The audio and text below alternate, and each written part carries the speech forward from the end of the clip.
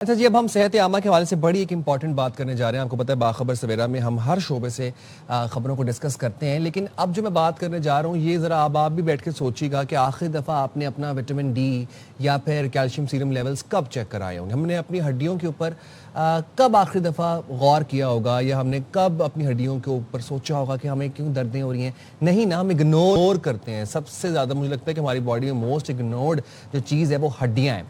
हम अपनी जिल्द की खूबसूरती, अपनी बालों की चमक, अपने नाखूनों की चमक, इन चीज़ों का बहुत ख्याल रखते हैं।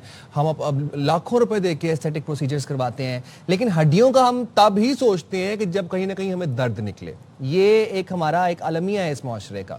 अच्छा जी, चलने फिरने की ताकत हमें कहाँ से आ रही है? हमें हड्डियाँ, हमारी एक वो स्ट्रक्चर है ना, वो चीज़ें, वो ऑर्गन है, if I am not wrong, जो हमें चलना फिरना अलाउ करते हैं, जो हमें खड़े रहने में हमारी मदद करते हैं। लेकिन हम उनका कितना ख्याल रखते हैं? हम बिल्कुल कोई ख्याल नहीं रखते। और ये मैं इंक्लूडेड अपने आप को इसमें इंक्लूड करके बात कर रहा हूँ। हड्डियाँ खामोशी से अपना काम करती रहती हैं, मगर हम अक्सर उस वक्त तवज्जो देते हैं या परेशान तब होते हैं जब हड्डियों में दर्द शुरू हो जाए या कोई और मसला सामने आ जाए। कैल्शियम की कमी भी एक ऐसा मसला है जो ना सिर्फ ख़वातीन बल्कि बच्चों, नौजवानों और बुजुर्गों सबको मुतासर कर सकता है, लेकिन अक्सर इसकी इलामत को मामूली समझकर हम नज़रअंदाज कर देते हैं। आज हम इसी हवाले से बात करेंगे कि कैल्शियम की कमी की निशानियाँ क्या हैं, हमारी रोज़मर्रा खुराक में कौन सी चीज़ें ऐसी हैं जो हड्डियों को मजबूत बनाती हैं, किन मराहिल ज़िंदगी में कैल्शियम की ज़रूरत ज़्यादा होती है, और क्या सिर्फ ग़िज़ा काफ़ी है या हमें सप्लीमेंट्स की भी ज़रूरत पड़ सकती है। तो इस हवाले से हमने अपने स्टूडियोज़ में मदऊ किया है आज डॉक्टर नाज़िश अली को, जो कि एसोसिएट प्रोफेसर है at Baqai medical university Karachi. Thank you very much doctor Nazish, आपने प्रोग्राम के लिए वक्त निकाला। सबसे पहला और बुनियादी सवाल यहाँ पर यही बनता है कि क्या सिम्टम्स होते हैं कैल्शियम की कमी के जो कि हम normally we tend to ignore? Thank you so much. सबसे पहले तो आपने खुद ही काफ़ी चीज़ें बता दी कि फटीग होती है, हमें बोन पेन होता है। मोस्टली वुमेन्स क्या सोचती हैं कि फटीग हमें घर के कामों से हो रही है, या हम जैसे हम डॉक्टर्स हैं, हम बाहर के काम भी करते हैं, हम घर आके भी हमने घर देखना होता है, तो हम समझते हैं कि हमें वो फटीग है, स्ट्रेस है, वर्कआउट की वजह से हो रहा है। But this is the underlying pathology जो कि स्टार्ट हो जाती है।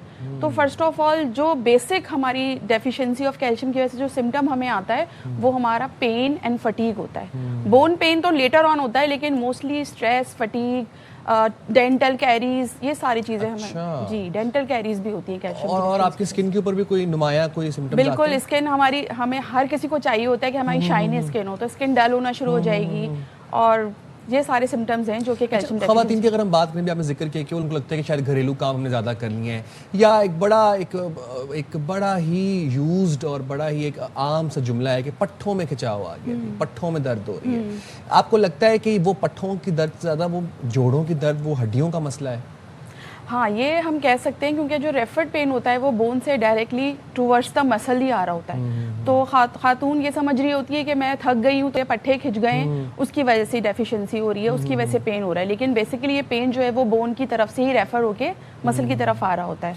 तो क्या कैल्शियम की कमी with the passage of time बढ़ सकती है? बिल्कुल, एग्जैक्टली, बिल्कुल बढ़ सकती है। अगर हम देखें, prevention is better than cure होता है, ठीक है। अगर हम किसी चीज़ की प्रिवेंशन ही नहीं करेंगे, जैसे अगर हमें कैल्शियम की डेफिशिएंसी हो रही है, बिकॉज आजकल देखिए हमारी डाइट में हम इस तरह कैल्शियम नहीं ले रहे होते हैं, तो अगर हमें डेफिशिएंसी हो रही है, हम प्रिवेंशन ही नहीं करेंगे, तो वो हम फिर क्योर कैसे करेंगे?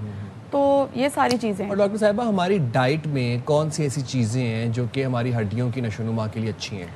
देखिए, मिल्क तो बेसिक एलिमेंट है ना, और हर किसी को पता है। अब इसमें कोई रिच और कोई पुअर हमारे पास कम्युनिटी नहीं आती, बिकॉज मिल्क तो अवेलेबल होता है, क्योंकि हमारे जो लो सोशो इकोनॉमिक ग्रुप वाले हैं उनके पास भी घर में बकरियां होती हैं, गाय होती हैं, तो they can get milk from their sources. तो milk is the basic source of calcium. इसके अलावा हम चीज़ से ले सकते हैं, योगर्ट से ले सकते हैं, लीफी वेजिटेबल से ले सकते हैं। अच्छा, इन सब चीज़ों से। और कैल्शियम सिर्फ हमें लेना नहीं है, हमें विटामिन डी भी लेना है, बिकॉज कैल्शियम बोन में जाएगा ही नहीं अगर विटामिन डी नहीं है हमारे पास, बिकॉज ये उसको एंकर कर रहा होता है। और विटामिन डी तो हर कोई ले सकता है ना, धूप में बैठ जाओ, विटामिन डी मिल जाएगा। मेरा अगला सवाल भी आपसे ये कि धूप और वर्जिश हड्डियों की मजबूती के लिए कितनी ज़रूरी है? आप कह लें कि इनका चोली दामन का साथ है, अगर हम कहें तो, ठीक है। और धूप तो हर कोई ले सकता है ना, लेकिन हमारे यहाँ ट्रेंड क्या है, हमारे यहाँ लोग व्हील्स पहनते हैं, कवर करते हैं, बॉडी को कवर करते हैं। अगर हम कहीं बीचेस पे जाते हैं तो हम क्या सबसे पहले अप्लाई करते हैं? SPF 60, 80 वो अप्लाई कर लेते हैं, तो that make a layer over the skin, और वो सन रेज को एब्जॉर्ब नहीं होने देती।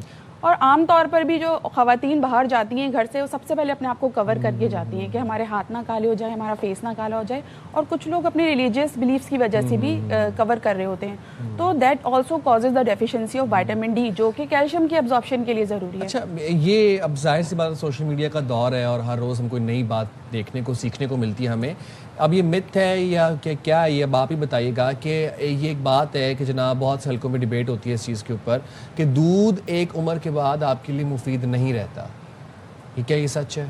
देखें, ये साइंटिफिक इसमें काफ़ी आर्टिकल्स भी हैं कि देखें जो हमारी न्यूट्रिशन है वो एक हद तक हमारे लिए काम करेगी। एक एज, सर्टेन एज हमारी ऐसी आ जाती है कि हमें न्यूट्रिस्यूटिकल्स चाहिए होते हैं, जैसे calcium and vitamin D supplements. तो आमतौर पर रिसर्चेज में ये देखा गया है कि आफ्टर 30 जो हमारा डाइट का कैल्शियम होता है वो it is very difficult to absorb by the bone. तो we have to take some nutraceutical ताकि हमारी जो डाइटरी डेफिशिएंसी है वो हमारे सप्लीमेंट से पूरी हो सके। मैं यही आपसे नेक्स्ट सवाल मेरा यही था कि क्या दूध पीना काफ़ी है?